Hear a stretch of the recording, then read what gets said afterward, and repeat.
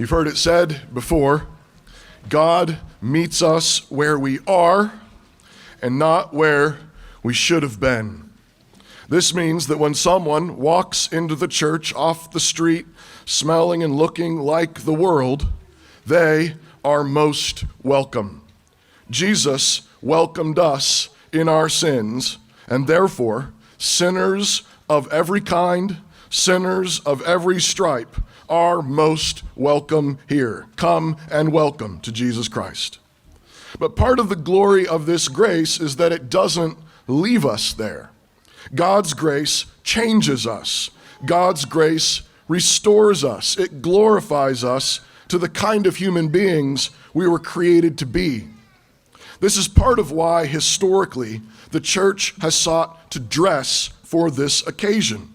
We dress up for church because we're meeting with our King. And we dress up because we believe that this is part of what the King is doing in us and doing for us. The King is taking our old sinful rags and giving us his royal robes of righteousness. He has done this definitively in the death and resurrection of Jesus Christ, but he's also doing this progressively as we are being changed from glory to glory, as we grow up into Jesus Christ. Now, we have no interest at all in turning this into some kind of fashion show. Whether the hypocrisy of Pharisees in their long robes or the hypocrisy of showboating with fancy suits or gaudy jewelry. What we are aiming for is simplicity and thoughtfulness. Simplicity and thoughtfulness. Giving thought to simple, modest dressing up for church can be one easy way to show honor for God and the occasion of worship and show kindness to one another. The focal point of worship is Jesus. It's not you, it's not me, it's not our comfort.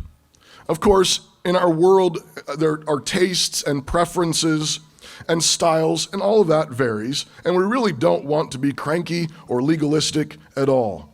But flip-flops and sweatpants generally communicate that something is casual and not very important, while tuxedos or low-cut blouses or short skirts communicate, hey everybody, look at me.